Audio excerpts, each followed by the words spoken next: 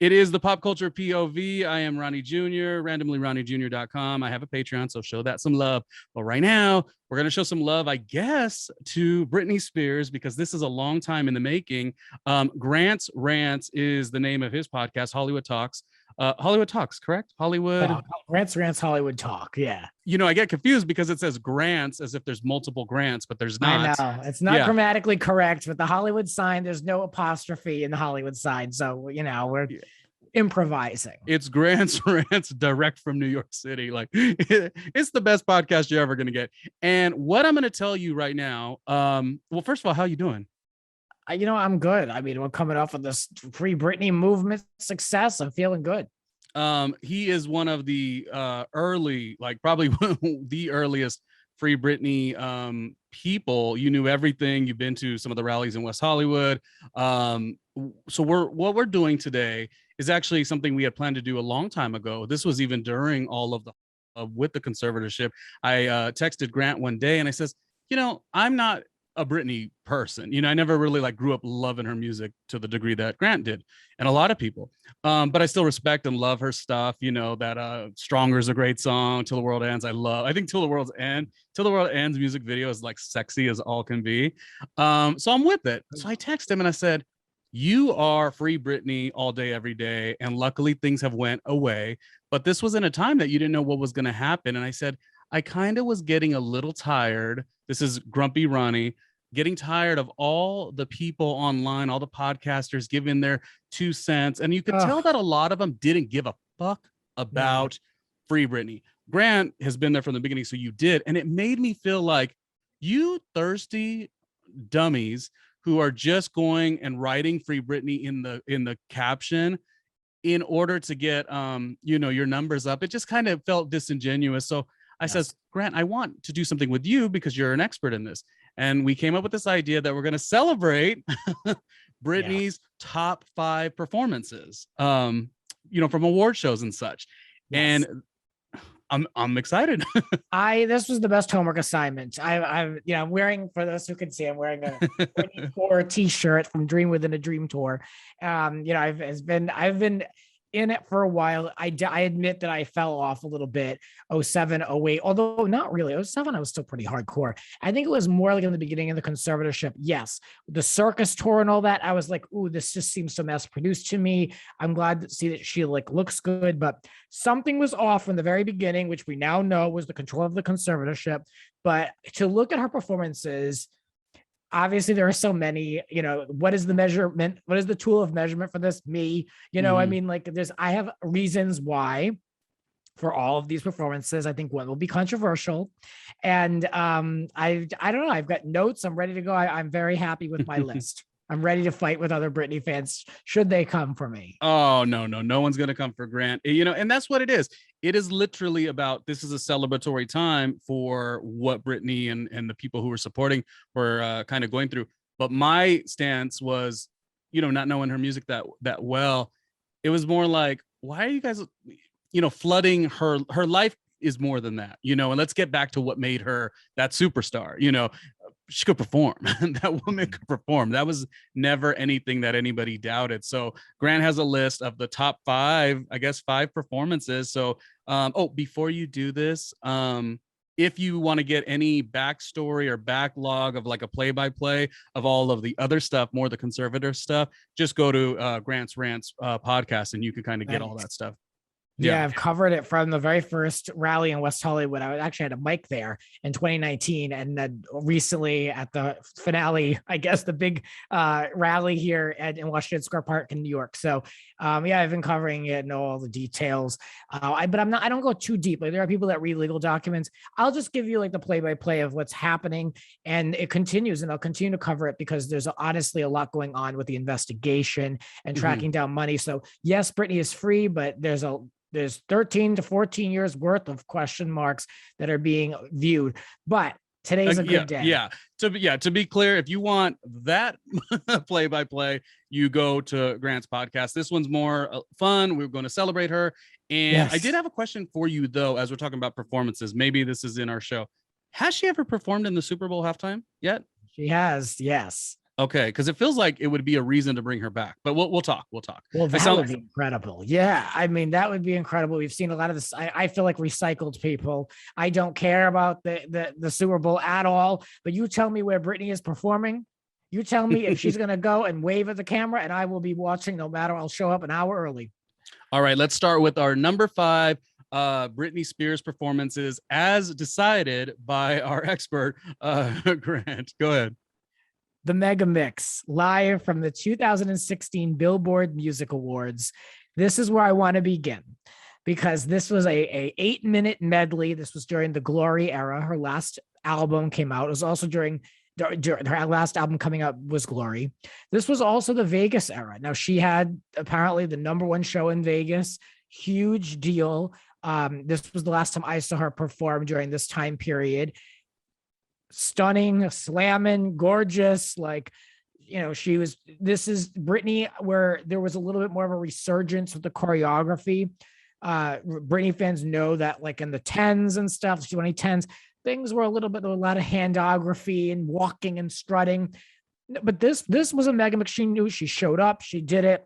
And this is no shade to her because, God knows the circumstances she was under. But this performance was so great because it was mainstream and it put Britney right back on our TV screens. Despite her having so much fame in Vegas at this point, Ariana was like the big one. Beyonce still massive. Gaga still clawing.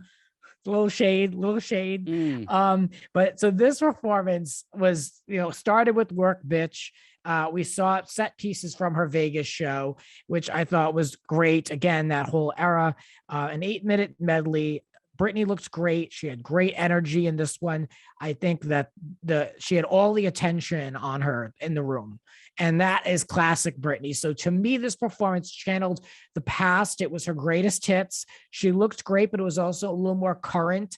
And it was just, as a fan, it was great to see Britney back on television and network TV, because now so many musicians are held in, Apple Music and Spotify. And, we don't really see them to the degree in which we used to when they were like everywhere. They would do TRL on a Tuesday. They would do a radio circuit on a Wednesday. Then they would do an interview that would be coming out over the week. Like, it was a big launch for something. And it's been a while that we saw Britney do that. So yeah, that's my take on that. As a pop star, yeah, like that you're talking about, that fascination, TRL, and then they would go to the Virgin Records. Like, it was an event. There's this weird thing with digital that, like, now you don't have to be moving around as much, and your launch, your rollout is a little bit different. So I guess that was like a nod to that. And now you said that was in around the year 2010, right? Around that time? This performance was 2016. So 2016. This was a good time. Okay. Yeah. So well, what's the reason I asked is because I thought one of the songs that really was impactful about this mega mix was Work Bitch, as you said. And I thought it felt so palpitating that I felt like it was like the song had just came out, but no, that had been many years. That's what I was getting. I get that. Yeah. I was surprised. She opened up her Vegas show with Work Bitch. I'm surprised because even then it felt a little dated to me, because I was like, okay, the song has been out for a minute, but it's a good high energy song to start with. Other things I just want to shout out from this are, like, she did The Touch of My Hand, the slow, what else do I have in here? The Touch of My Hand was surprising because this is network TV. This is ABC at the time. And so she led up to that line, and then it quickly transitioned to Toxic, which isn't my #1 favorite song, but it's such a great performance. And you see the guys doing their flips, and then she rolls over there and throws on a fur. Fabulous. Yeah. So definitely this performance, for all the modern reasons I gave, and the fact that it was 8 minutes, it put her back in the limelight. All these performances I'm discussing on this podcast with you are available on YouTube. So I'm going to recommend every time, watch this one. Listen to what he says for number 5. Go look it up. Have a blast. Put in their comments. Heard it from Grant. Yeah. Mega Mix live from 2016 Billboard Music Awards. Which is not easy to come through as heavy as she did, because we're seeing it now. We're seeing, like, the younger you are, like, you just could sort of succeed without even having too much of a backstory. So you're kind of mentioning that Britney had been around for a while, and the new girls are out there. Ariana's, she's out there. There's always somebody newer, younger, and fresher. I'm gonna let you do this list for sure, but I want to like maybe mingle in some questions as we go. What was the shade with Lady Gaga? What was going on there? Oh, I'm completely disinterested in her. Stephanie is not of any interest to me at this point. As an artist, or as it pertains to her, sort of lending her voice I know for. I'm like losing fans by the not. I'm losing Who interest cares? by Who by gives the a minute. shit? I really don't, because no, I mean, bottom Yeah. line is she's someone that's a big advocate, right? This is what we're told. She collects awards for it, but where was she during the Free Britney movement? There's alleged ties to Britney's business manager, who is now under an extreme investigation. So there's just a lot of squinting that I'm doing, and I just feel like, if you're going to be an advocate for women and artists and people, you got to show up to the table. And a lot of people spoke out about this for a long time. And I'm not just talking about myself and Britney fans. We're talking about people like Madonna and Cher. Tinashe said a lot of stuff. Christina made a beautiful post. And it's like, Gaga, if Britney is such an inspiration to you, you could at least say, I hope that, everything is okay with Britney. My thoughts are with her, to whatever's going on. It just seems like you're a fake advocate. Okay. I hear you. I'm not going to argue it. And I just wanted to hear what you thought about it. Yeah, not interested. I like her. I like the art that she has to offer the world. She's always trying something new. But as it pertains to this, that your passion, it speaks volumes. Let's get to number 4 as the top Britney performances that we came up with. Yes. Now let's go back to the VMAs, the years 2000. Britney is at the top of her game again. Like, Baby One More Time was out. We're into the second album. So this is the performance of Satisfaction into Oops. And there's a alien staircase situation. She's coming down, that there's a turn thing, and she's in the suit with the hat on. And it was interesting because, like, there was such controversy around this at the time. I remember hearing about this because she peeled off the suit, which there was like a wardrobe malfunction, but that wasn't, that was intended. It was supposed to be something you just pull off. I'm sure it was all Velcro. And underneath, she was in a bodysuit with crystals. And I remember that everyone was saying that Britney performed nude on the VMAs. And even, this is 2000. So I was in 5th grade, 6th grade. And even I was like, she's wearing like a flesh colored bodysuit. Like, she wasn't naked. And if you see performances, theater or whatnot, the performances are, of a certain look, and it didn't seem that crazy. So what are you assessing that as the reason people were acting that way? Was it because Britney was painted to be so cutesy and soft and not Nickelodeon? What was she from? Disney? No, Disney. Nickelodeon. Yeah, Disney. Here starts the sexualization of Britney. It was already off and running at this point, but like, it was like, what is she doing? She's supposed to be a role model to girls. Now Britney's gone sexy. She's out of control. And she was dressed very sexy for this performance. If you think of her age at the time, I think maybe she was 18, 19. I'd have to do the actual math. But I mean, it was risky, but also it's the VMAs, and people have to realize that these people are wearing costumes to perform. She doesn't need to walk out in a sweater and jeans because she's of a certain age. So I thought it was great. I didn't care. The abs were incredible. I mean, her body. She looked great. I think this would have been one of those moments. It doesn't happen very much, where the gays and the straight guys were all in on it. They were all like, whoa, that was a great performance. Oh, yeah. That doesn't happen very much. Yeah, she had full sex hair going. That dance break that she had, I mean, talk about owning the room. She screams during the middle of it, which is just like so there exciting. was a little bit of that little gyrating, like on beat or something. I mean, I don't know, it's like gyrating to be mean or whatnot, but it was fun. And back to the sexualization. That's so funny. I didn't even think about it. It's like, the Rockettes wear, they wear what they wear. You have to let these female performers perform. But maybe her age might have contributed, the time. But it was a damn good performance. What a great satisfaction to come out to and have like your rendition. That was on the album as well. Her rendition of that song. A rendition of that, which I always wondered why. But I always wondered why. Yes. Yeah, I think there was a rendition she did that I really wasn't into. Did she ever do like a Rock With You, Michael Jackson? Did she ever do one of those? She did do a Cher one on her first album, which was actually kind of interesting if you think about it now. She did I Love Rock and Roll. Oh, that was okay though. Yeah. I'm misplacing it. I'll think of it. Maybe it was like Yeah. Bobby Brown. She did But somebody that I oh, well, was she like, did. oh, Yeah, she did do a Bobby Brown. that She was a did. choice. I love Bobby Yeah. Brown, but that was a choice. Yeah, yeah, my prerogative. Which Hmm. video for that on top of the car, fans know. I mean, just incredible.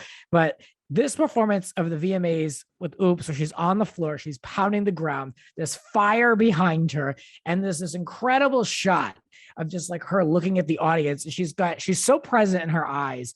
And that is, a grade of a performance that they just do not make anymore. And you can see why she was deemed this incredible performer in that moment, all eyes on her. I mean, it was just like, that to me is a true highlight. And that's why it made this list. It was hard to Yeah. pick five, but this had to make the list. She was a pop star princess.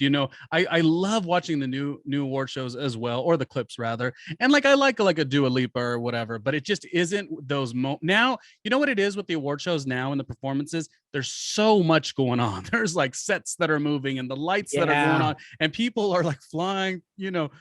Obviously, There's a lot. it's too much. And I think that was a moment when you think about the performance you just talked about, where everyone, you know how they would do the crowd shots? You'd see like Vivica Fox sitting there with 50 Cent or whatever. I'm not saying that was that show, but you had that moment where nobody is doing anything but staring right at that person. That doesn't happen very much. So she owned the room, and kudos to her. Yeah. I mean, I was saying this on my podcast recently that like we're seeing these performances from the early 2000s with like a proscenium arch stage, where now these performances that we see coming out of the VMAs are immersed 360 video, alternative universe, like different dimensions.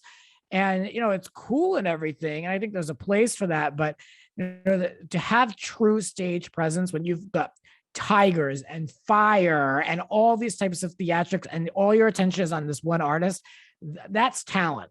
And that's what's kind of lacking these days, where even certain people who do have dance breaks, it's just distracting because now you've got graphics on the floor and above you. And I watch the VMAs now and I feel like I'm in a video game because there's just so much thrown at you, and the production value is great, but it detracts from the true talent. I think it feels like they're trying to compete with TikTok or something. It's a like lot. every nanosecond needs to have some type of dopamine hit. And it's just like, I don't know, peaks and valleys of a performance is always exciting to me, hitting the crescendo, the big dance break, and you sort of lose that. As we're weaving through, that was number 4. What a fantastic performance.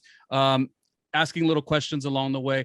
There is always this affinity, sometimes you have gay men and their pop princess, their pop star. What is it about Britney Spears, do you think, that gay men have really latched onto? Again, I never really followed Britney, but I am a J-Lo boy. I gotta tell you, Jennifer Lopez, Jenny Lo, I go hard in the paint for Jenny. But and people love Beyonce or whatnot. What is it about Britney when you were growing up, or do you think guys felt while growing up, that made her such a badass? I just think she was supreme as far as other female pop artists. She was like the number one. She caught my attention. I know that every record label had their boy bands and their female pop stars. To me, Britney popped. She was, even from the beginning, like the press was fascinated by her, and she carried herself differently, I think, than other people. She was a Southern girl, and she was just really goofy. And the press was always trying to make her out to be like this like sexual deviant trying to corrupt like your kids, and she's just like, it wasn't the case at all. You could tell this was someone who just loved to perform. She had incredible talent. I think personally, this is my point of view, but I think she's like the most gorgeous person on earth. And I know I'm like kissing her ass so hard. I hate people who do that, but that was the appeal to me when the album covers, the posters, just this gorgeous girl, this incredible beauty. And on top of it, like I didn't need vocals that were like never before heard. I needed like production value and, over the top performances. And she always delivered, and it was always something new and different. So to me, she was the whole package the whole time. I mean, it was always something fresh. I loved the stunts. Like, she was always thinking, and the production value was always really high. And that made a big difference too. I love that. You can't always have Adele vocals, you know, but we do have a lot of room. You know, I think about like, I think I've seen Janet Jackson every decade of my life, and I plan to do that as long as I can.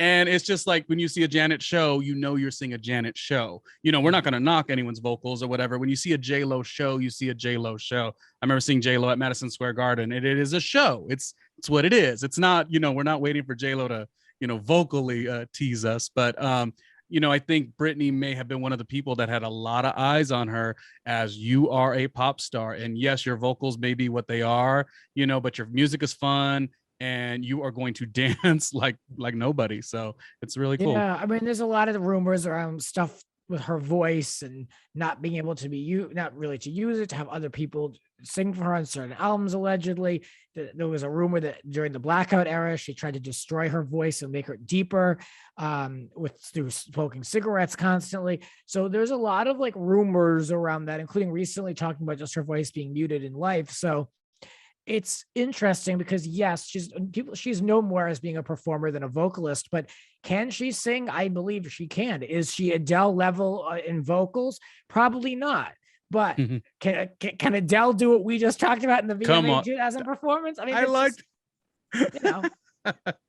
Yeah, we're gonna need to see Adele have a snake on her back and wiggle in the middle. Yeah, it's all relative. This is so great.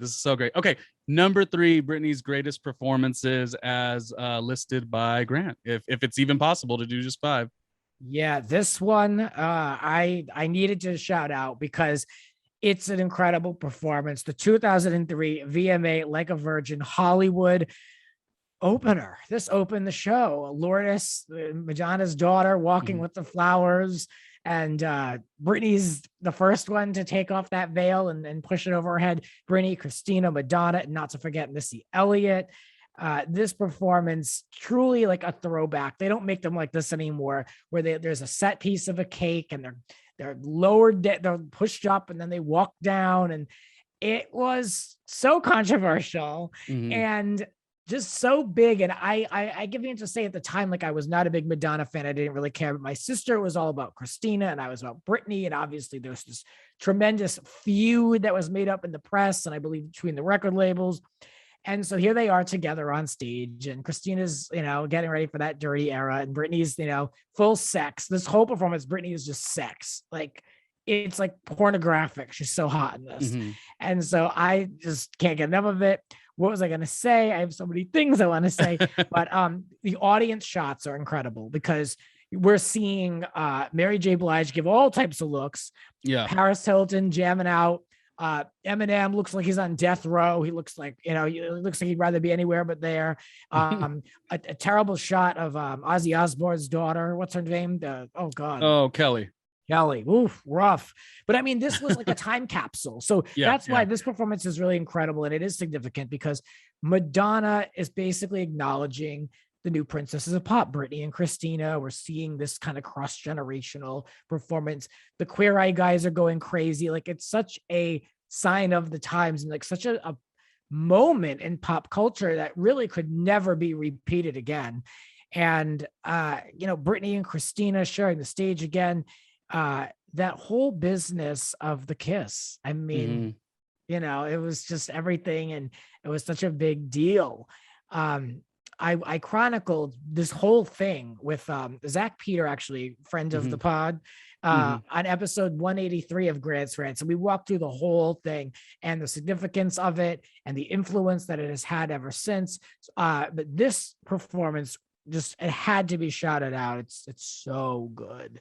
Do you have any opinion of Britney getting sort of the criticism and people forgetting about Christina Aguilera in regards to it was a passing the baton moment from Madonna to the new wave, but yet Britney was the one who was the scandalous one and Christina was not really even talked about. How do you even feel about that?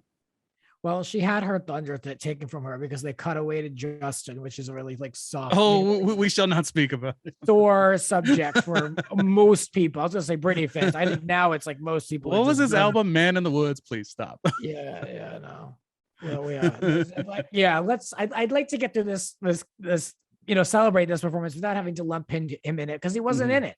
If anything, we should give more attention to Missy, because Missy popped out, and you could see the audience. If you watch the audience are like jumping out of their skins, like that, to be there with the balloons falling and every direction is someone iconic dancing. Like it was just an incredible Carson Kressley, right? With the like he's in it.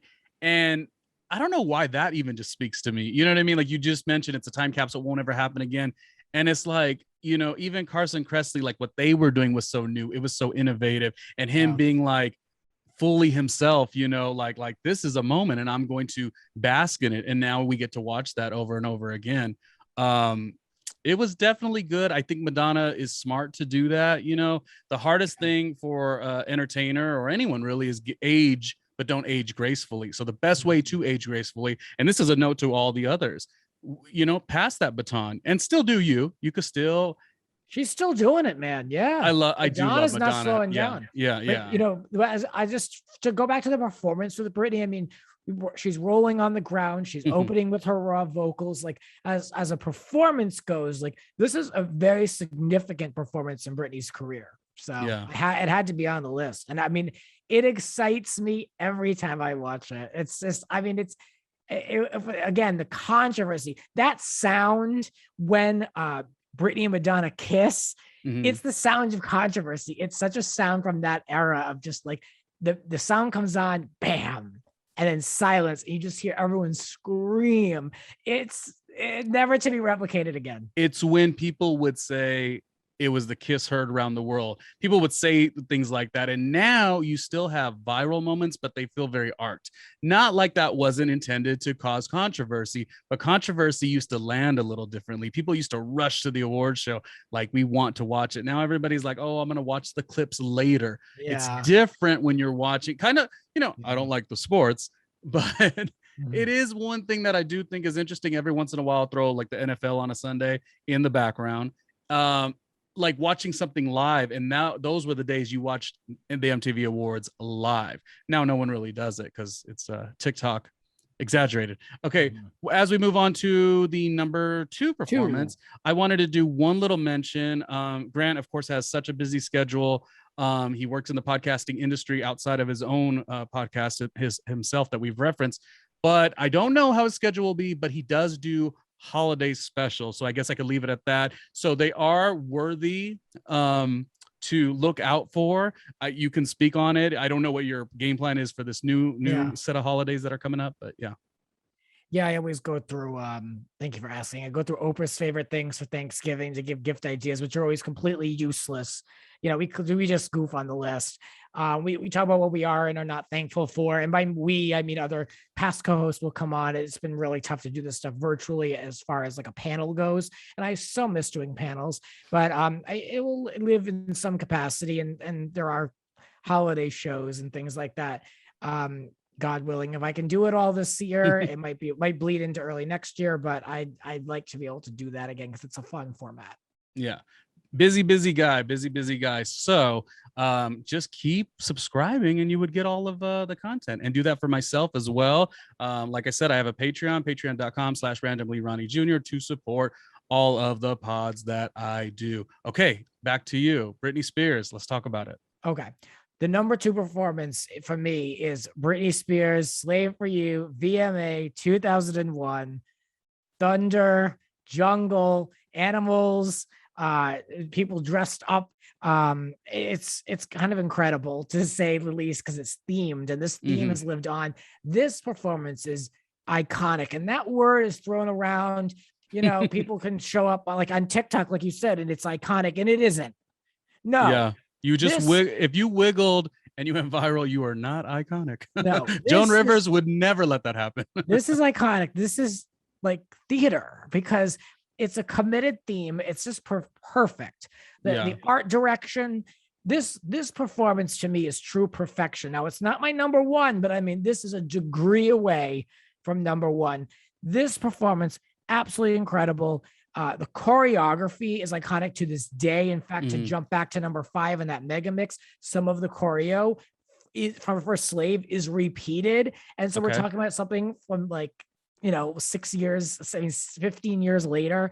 And you know, most gays know this choreography and do it in the club to Slave for You all the time. So that's how you know it stands the test of time. Yeah. The choreography is incredible. It's just so good. I remember the excitement I had watching this. There are certain things that I go back to and I'm just like, oh my God, I remember that feeling. I remember like there's a moment, Flavor of Love, where I jumped off the couch. I remember that. I mean, like, you know, now it's a terrible thing if you think about it. But at the time, it was like groundbreaking for reality TV. That was just like, what am I witnessing? It was never been done before. And it probably should never be done again. I'm just saying. But there are certain moments that stick with you. And this performance for me was one of them, because everything about this was just great. Was this a shift in her music sound as well? Because this was a song that was produced by Pharrell. Do you think she was, you know, there's always this level of her growing outside of her pop, you know, young image and being more sexy, but then even the sound, didn't it change a little bit there too? Yeah, this was a more sexy album. That was always the thing. Like she's just like, you know, shedding her image and all this stuff. But I mean, I don't know. It was all just good pop music to me. I don't know what they wanted from her. I don't know if they just wanted her to keep doing Sometimes and Lucky on a loop, but like I liked that there was some diversity and the sexy videos were great. And I would record them on the VCR when MTV would do making the video in 5. Oh, we need to bring those back. And the diaries. Yes. The diaries. For MTV to go to reality, I don't mind it. It is what it is. Got to keep up with the times.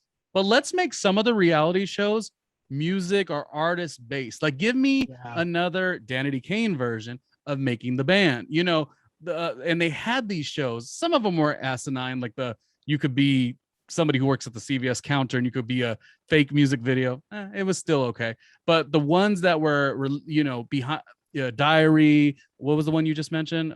Making the video. I still to this day have such an affinity for watching MTV and seeing Janet Jackson, the behind the, you know, thing at the If music video shoot, and Bill Bellamy is the VJ. And in fact, me saying I want to be a VJ, like it's just all of it is so impactful, and that's kind of what you're referencing. I don't know why that's not a digital series at the very least. I'm wondering if to do maybe with like the record label. I just don't know what the hang up is, because that, I mean, like, I know they did a series for WAP with Cardi B and they showed the making of that. I mean, that had to do like gangbusters. So there's money to be made with something like this, but that was like genre defining for me. And in a way, excuse me, the way that you saw the VJs and you were like, I want to do that, was how I felt when I was watching the directors speak to Britney. And I was like, oh, so they're the one responsible for like these gorgeous shots and they have the vision. And obviously they're working with her, but like they're the ones that are actually doing the work. So that was very defining and incredible for me to see. But this performance I have not done, because the most perfect part of it comes in the last half when she has been the banana the snake around her. She does the walk. It's super iconic. She hands the snake off and then she runs in and hits her mark and hits this choreography flawlessly. She's right in it, full energy, like hair whipping, right in sync with everyone. I cannot dance. So to me, this is like truly Godney at work. It's just that moment was incredible, followed by the walking up the staircase, turning around like that, thunder shakes, this performance shake the world. Like the timing, like this to me, if this is to me, I would send to people and say, this is what a perfect performance looks like from beginning to end, all production value, performances, choreography, costuming, lighting, sound design, this. Yeah. And abs. You can't forget about abs. As a person who has had a flabby belly for so many years, when I see a set of abs that you just want to, she was gorgeous, as you mentioned earlier in this broadcast here. She was so beautiful, you know, and that those, I guess you would say, those were the days you could see the confidence shine through, and then you started to see it dwindle over the years. So that's a crazy thing to think. You're like, oh, she's really, you could probably still see she's still having fun at that time. Well, yeah, now you can see why they were determined to break her down, because she was at the top of her game. We're talking about 3 VMA performances with it, like in subsequent years, and this woman is selling and so likable. And so yeah, from here on out, it's tear her down, and they tore this woman down until she lost all of her human rights.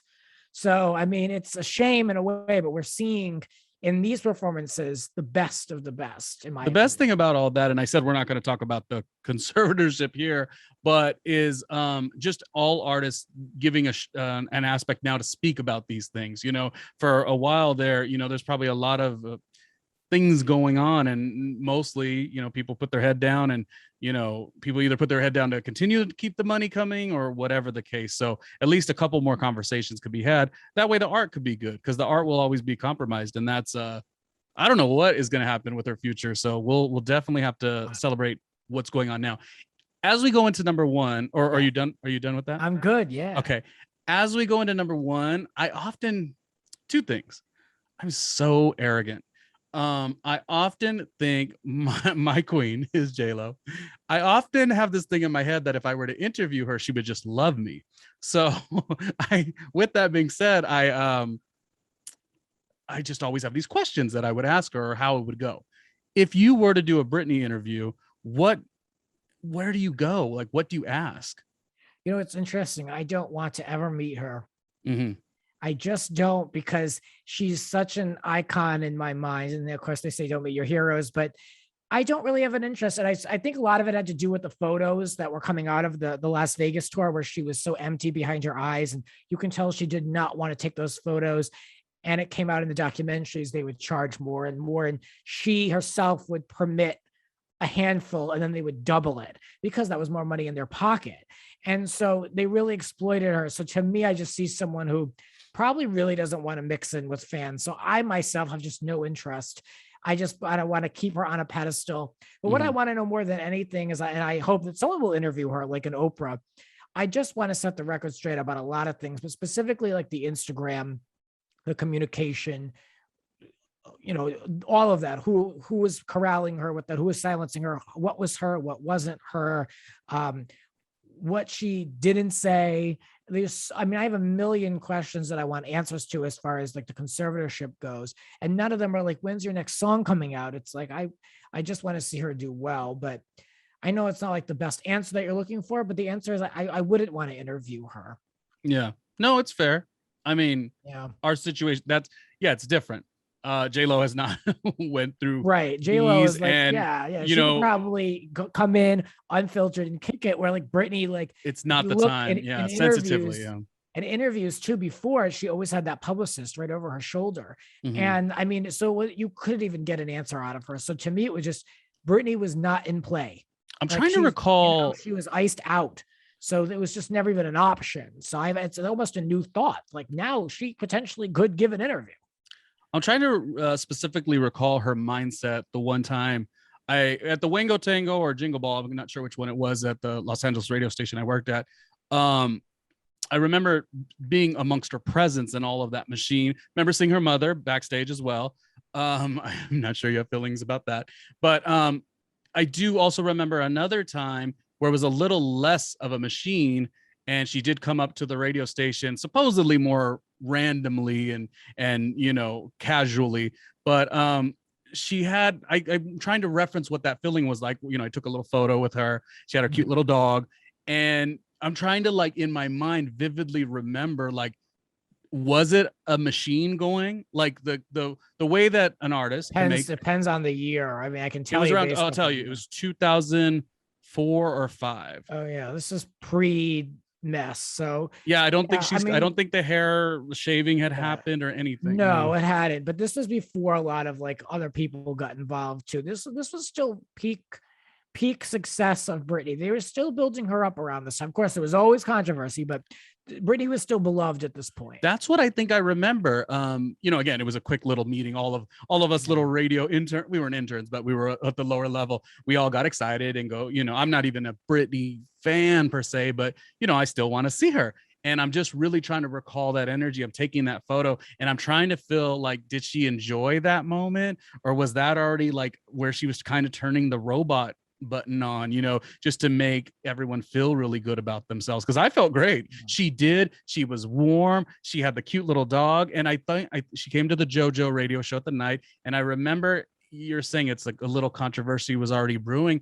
It did feel like the point of the show, at least by the label, was to make it look like she just finished a music, project, and she was just kind of coming up to the show. It felt like they were trying to make her image warm and relaxed. It really did, as I think about it. Well, and that was the image that I bought. That's the image I think that she really is. And that's why it was really unfortunate that they created the narrative that she was a terrible mother. She was out of control, addicted to shopping, out of her mind, having breakdowns. So it was like it was hard for true Britney fans who can just see that she was just this Southern girl who was very talented and, just wanted to perform, to see that narrative twisted and taken so to the absolute extreme where she lost her human rights is crazy. Okay. Yes. No more. More. I was like, I'm gonna start with J-Lo and what I would this how I'd interview her. Transition though to number one. Okay, good. Because number one for me is Vegas, again, VMAs, 2007. Give me more. Now this is controversial because people will say this was a very low point for her. Again, she's in the black two-piece. She's looking heavier than she's looked in the past. She's not moving as fast as she used to. Opening up with that close-up. To me, this is like my personal favorite performance of all time. And this is of absolutely no disrespect to Britney whatsoever. This to me is an empowering performance. In my point of view, this is an FU. Talk about the irony, give me more. An FU to the full industry saying, I am not doing this for you guys right now. I don't want to be doing this. She at this point was peak 2007, September. Things after this performance got more and more out of control. She was a mother at this point. And I remember unpacking in my college dorm when this was on, and I was just waiting. I said, this is a gimmick. She is going to turn it on 100%. Just wait. She's going to make people want more. And it never really came. And I thought about it and was like, wow, we know Britney can bring it. What's happening here? And it's to this day, the biggest mystery. There's a lot of questioning around wide angle lenses. Did someone sabotage her? There's rehearsal footage of this performance on YouTube. I encourage people to look at it because she has a totally different body in those videos, totally different face. And I'm not just saying this, there's a difference.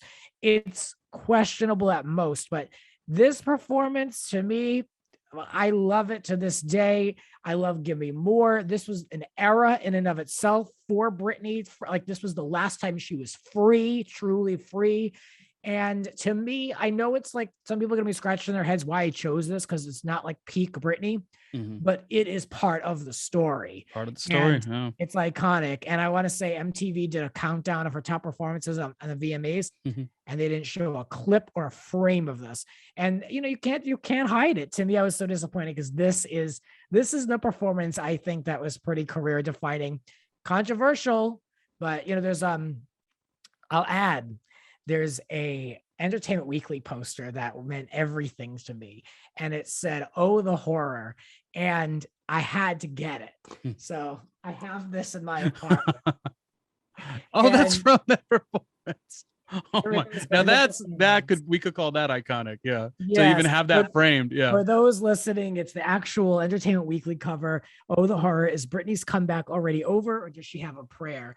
And this, if you read this article, this was 2007. This was the beginning of the end for them to rip her to shreds. And the article is so kind of disgusting and gross, but I mean, it's just such a sign of the times. Talk about a time capsule. So this performance to me will always be, I watch this in awe every time. I remember where I was. I encourage everyone to go on YouTube and look at the rehearsal footage of this performance. It's my number one. Britney was 2007. We have to remember and put her in context in 2007, especially at this point. Britney was selling TMZ, incredible ad money, Perez Hilton at his peak. And, Britney was on everyone's lips. This is why she was opening up the show. And everyone was hoping for a train wreck, and they got one according to them. But, I will say, if you watch this performance, it's still better than 90% of the performances that people are putting out today. And I will stand by that any day of the week. Yeah, she's not hitting all of her marks perfectly, whatever. But I mean, she's still moving, and there's a lot to it. And I'm still impressed. And it's really not that bad compared to what we have today, in my point of view. There's still talent there. It's just not to the level of which she was used to giving, hence the irony of give me more. Yeah. I want to add one thing. Our friend Leon wrote to me because I posted about this and was like, what the hell happened to this? Because from watching the rehearsal to the actual performance, I was thinking sabotage. He says, I'm quoting him. He said, they used a wide angle lens. I've seen this before. I've seen the before and after. They sabotaged her. And she also came to rehearsals with a margarita. She was out with Diddy all night before. It was the perfect storm of effed up.